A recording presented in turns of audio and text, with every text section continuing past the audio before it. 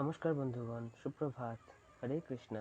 আজ শুক্রবার 18ই আগস্ট 2023 মার্কেটে আজ শুক্রবারের ট্রেড চলবে, অর্থাৎ সপ্তাহান্তের ট্রেড। পরের সপ্তাহের পজিশন আজ ক্রিয়েট হবে আর আজকেই থাকবে সেন্সেক্সের এক্সপায়ারি। সুতরাং আজকের মার্কেট অ্যানালিসিসে আপনারা চলে যাই, দেখে নিই যে আজকে মার্কেটের পজিশনগুলো কেমন রয়েছে, বিভিন্ন ইন্ডাইসেস, কমোডিটি, এসব এগুলোর। প্রথমে চলে যাচ্ছি উইক্সের চার্টে। ইউএস উইক্সের চার্টে আমরা দেখতে পাচ্ছি যে একটা অনেক আগে থেকেই রয়েছে একটা বড় আপ ট্রেন্ড। কি হলো, এবার চলে এসছে, সরি, আপ ট্রেন্ড ছিল এবং সেই আপ ট্রেন্ড কনফার্ম হয়ে যায় এর উপরে ক্লোজিং এর পর। তারপরে ব্রেকআউটের পরে একবার করে রিট্রেস করে, তারপরে আবার ব্রেকআউট দিয়েছে এবং এখন প্রায় পরের যে রেজিস্ট্যান্স সেই লেভেলের কাছে চলে এসছে। পরের রেজিস্ট্যান্স রয়েছে 19.4 এর কাছাকাছি এবং মার্কেট এখন 19 এর কাছাকাছি ট্রেড করছে। অর্থাৎ ব্রিক্সের যে এই যে বেড়েছে, এর ফলে মার্কেটে যে উত্থান পতনের পরিস্থিতি তৈরি হয়েছে, পতনের আসলে তৈরি হয়। ব্রিক্স বাড়া মানে মার্কেটের উথাল পাথাল বেড়ে যাওয়া। 10 ইয়ার বন্ড ইল্ড একই রকম আগে এই লেভেলের রেজিস্ট্যান্স ছিল, রেজিস্ট্যান্স পার করে একবার রিট্রেস করে, তারপরে আবার উপরের দিকে চলা শুরু করে দিয়েছে। আবার একটা কাপ উইথ হ্যান্ডেল প্যাটার্নও ক্রিয়েট হয়েছিল। Cup with handle pattern create হওয়ার পরে দেখুন এই কাপের যে কাপ, আমরা একটু এঁকে দেখিয়ে দিচ্ছি আপনাদের, এই ব্রাশ দিয়ে এঁকে দিই। এখান থেকে দেখুন একটা cup with handle pattern create হয়েছিল, তারপরে সেই যে ব্রেকআউট দিয়েছে, এই ব্রেকআউট দেওয়ার ফলে যে লেভেল যতটা টার্গেট আসে 3.7 থেকে 4.07, অর্থাৎ মোটামুটি একটা পয়েন্ট পয়েন্ট 3%-এর একটা পয়েন্ট, সরি, 0.3%, অর্থাৎ 4.34% পর্যন্ত যেতে পারে মার্কেট এই র্যালিতে। তাই আমরা সাবধান থাকবো, আমরা সবসময়ের জন্য সাবধান থাকবো, কারণ আচ্ছা, বাদ দিয়ে দিই, এরপরে এবার ডিলিট করে দিই। হ্যাঁ, ঠিক আছে, আমরা কতগুলো ডট এঁকে ফেলেছি, সেই ডটগুলো পরে আমরা মুছে দেবো। এরপরে চলে যাচ্ছি ইউএস অয়েল অর্থাৎ ক্রুড অয়েলের চার্টে। ক্রুড অয়েলের চার্টেও দেখতে পাচ্ছি যে উপরের থেকে পতন এসেছে, কিন্তু এর লেভেলটাকে রেজিস্ট করার চেষ্টা করছে, কিন্তু এখানে কোনো রেজিস্ট্যান্স, সরি, এখানে কিন্তু কোনো লাইন নেই। সুতরাং 77 পর্যন্ত একবার রিট্রেস করতে পারে মার্কেট, এখানে দাঁড়ানোর জায়গা আপাতত নেই। কিন্তু এখানে যদি নতুন বেস ক্রিয়েট করে আলাদা ব্যাপার, কিন্তু মার্কেটে এখানে কোনো কনজেশন পয়েন্ট নেই। কনজেশন পয়েন্ট আছে 77.15 এর কাছাকাছি। মার্কেট একবার 77.15 এর কাছে এসে তারপরে আবার হয়তো উপরের দিকে যাওয়া শুরু করতে পারে। আপাতত মার্কেট একটি নো ম্যানস ল্যান্ডে রয়েছে। এরপর চলে যাচ্ছি ন্যাসড্যাকের চার্টে। ন্যাসড্যাক বেয়ারিশ, এর কোনো দ্বিধা নেই বলতে, এবং একটি যে লাইনে ট্রেড করছে মার্কেট এই মুহূর্তে, সেখানে রয়েছে মার্কেটের একটি সাপোর্ট লাইন। এই সাপোর্ট ভেঙে যাওয়ার ফলে মার্কেট অনেক নিচের দিকে যাওয়ার চেষ্টা করবে, কিন্তু আপাতত মার্কেট এর যে লেভেলে রয়েছে সেই লেভেল থেকে উপরের দিকে যাওয়া শুরু হলে ভালো ব্যাপার, না হলে মার্কেটে আরও পতন সম্ভাব্য, অত্যন্তই সম্ভাব্য ব্যাপার হয়ে যাবে। S&P 500-এ দেখতে পাচ্ছি যে বেয়ারিশনেস একদম জলজল করছে। বেয়ারিশ, মার্কেট বেয়ারিশ, তার কোনো বলতে দ্বিধা নেই। সবগুলো ইন্ডাইসে, সরি, যাকে বলে ইন্ডিকেটাররাও সেই রকমই ইঙ্গিত দেখাচ্ছে। RSI 40-র নিচে চলে গেছে। কনফার্মড মার্কেটে বেয়ারিশ ট্রেন্ড চলছে। এখন মার্কেটের যেটা করণীয় হবে সেটা হবে সেল অন রাইজ। এরপরে FTSE অর্থাৎ ইউকের মার্কেট বেয়ারিশ। মার্কেট নিচে যে একটা সাপোর্ট লাইন আছে তারও নিচে ট্রেড করছে এবং RSI 40-র নিচে। এখানে মার্কেটে সামান্য হয়তো বাই আসবে, বাই এলে 7300 অর্থাৎ 7300-র নিচে আবার সেল করা প্রবণতা দেখা যাবে। ডাউ জোন্সে দেখতে পাচ্ছি, ডাউ জোন্সেও তাই, একটা সাপোর্ট লাইন ছিল, সাপোর্ট লাইন ভঙ্গ করে নিচের দিকে যাওয়া শুরু করেছে এবং এই সাপোর্ট ভেঙে ফেলার পরে মার্কেটের ইন্টারমিডিয়েট যে সাপোর্ট, কাছাকাছি যে সাপোর্টটা পাবে, সেটির লেভেল হয়ে যাবে এইরকম 33,750-এর কাছাকাছি। এরপরে চলে যাবো ইন্ডিয়া উইক্সের চার্টে। ইন্ডিয়া উইক্সে দেখতে পাচ্ছি যে আমাদের ট্রেন্ড লাইনকে ভেঙে উপরের দিকে যাওয়ার যে যাত্রা শুরু হয়েছিল, সেই যাত্রার পথ এখন স্মুথ চলছে। মার্কেট এখন মোটামুটি 12.24-এর কাছাকাছি আছে। এইরকম বিক্সই হচ্ছে নর্মাল বিক্স সিনারিও। আমাদের লো বিক্স সিনারিও চলছিল, এর এখন আপাতত গন্তব্যস্থল হচ্ছে 13.35। তারপরে আবার যদি একটি ব্রেকআউট আসে তখন দেখা যাবে। আপাতত রাইজিং উইক সিনারিও। এখন সাধারণত ডেবিট স্প্রেড যেগুলো হয়, লাভবান হন ডেবিট স্প্রেড যারা ডিপ্লয় করেন, তাহলে আপনাদের অনুরোধ যেটা থাকবে ডেবিট ডেবিট স্প্রেড যে স্ট্র্যাটেজিগুলো আছে সেগুলোর উপরে ফোকাস করতে পারেন।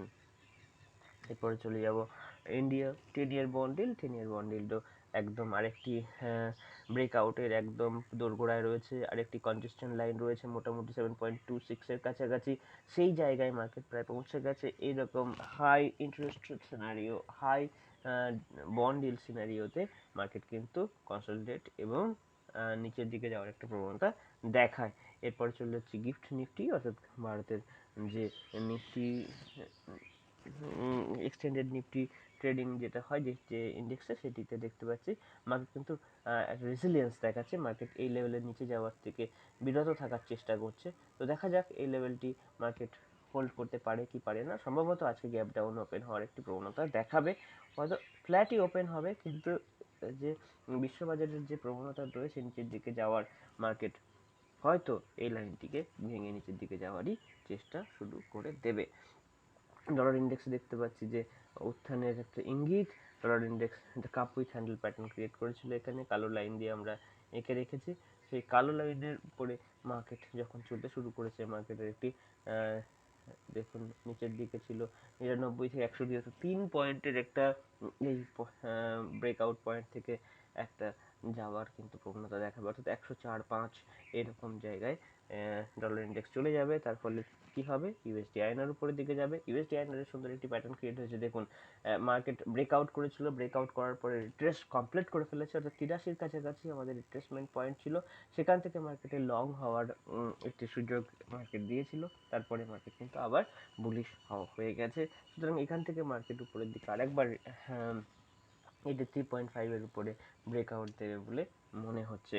ইউরো ইউএসডি ডলার ইন্ডেক্সে উত্থানের সঙ্গে সঙ্গে ইউরো ইউএসডিতে পতন এসছে, কিন্তু ইউরো ইউএসডির যে একটি ট্রেন্ড লাইন আছে, ট্রেন্ড লাইনটি উপরের দিকে মার্কেটকে নিয়ে যাচ্ছে, তার বটমের কাছাকাছি এসছে, অর্থাৎ এখানে একটি সাপোর্ট পেয়ে উপরের দিকে মার্কেট আরেকবার চলে যাওয়ার একটা প্রবণতা দেখাবে। এটা চেষ্টা অন্তত করবে।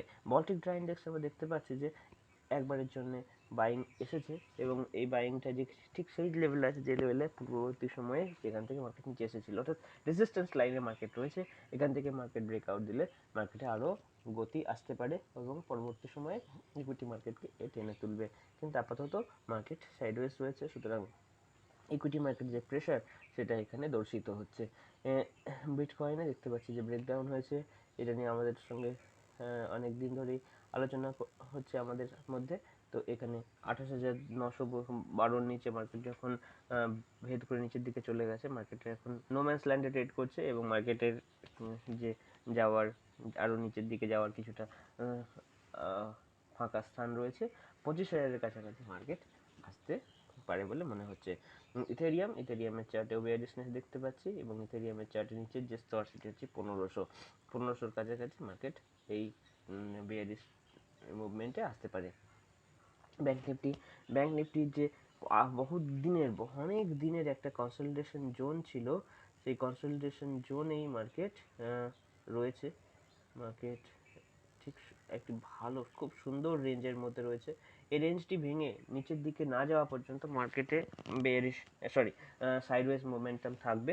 43,300-400 থেকে 44,300, অর্থাৎ এই 900 পয়েন্টের মধ্যে মার্কেট অনেকটা সময় অতিবাহিত করতে পারে, কারণ পূর্ববর্তী সময়েও ঠিক একই ঘটনা ঘটেছে, সুতরাং এই সময়েও ঘটবে বলেই আমাদের বিশ্বাস। এরপরে চলে যাও ফিননিফটির চার্টে। ফিননিফটিতেও ঠিক সেই রেঞ্জেই আছে মার্কেট, যে রেঞ্জে পূর্ববর্তী সময়ে অনেকটা সময় অতিবাহিত করেছিল মার্কেট।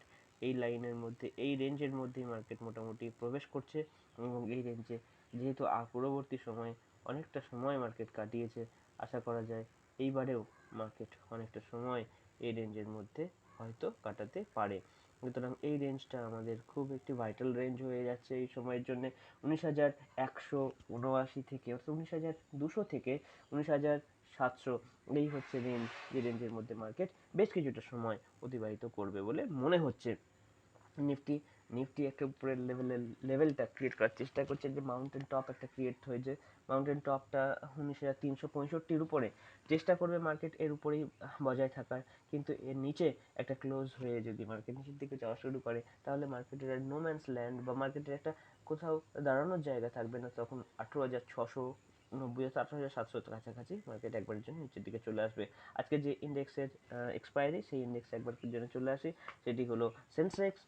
সেন্সেক্সের লাইনে নিফটির মতোই একটা মাউন্টেন টপ ক্রিয়েট হয়েছে, কিন্তু মাউন্টেন টপটাও একটা head and shoulder, reverse head and shoulder নয়, হেড অ্যান্ড শোল্ডার ক্রিয়েট করছে, যার ব্রেকডাউন হলে মার্কেট 63,400 400 কাছাকাছি আসবে।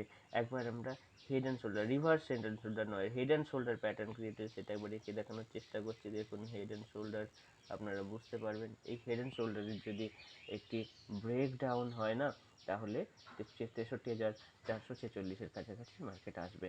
যাই হোক, আমরা আপাতত এটুকুই আজকের অ্যানালিসিসে রাখছি। পরবর্তীকালে দেখা হচ্ছে এবং লাইভ মার্কেটে আপনাদের সঙ্গে পুনরায় দেখা হবে। ততক্ষণ আমাদের চ্যানেলটি সাবস্ক্রাইব করে রাখুন এবং ভিডিওটি লাইক করে দিন যদি পছন্দ হয় তো। ধন্যবাদ, ভালো থাকবেন সকলে।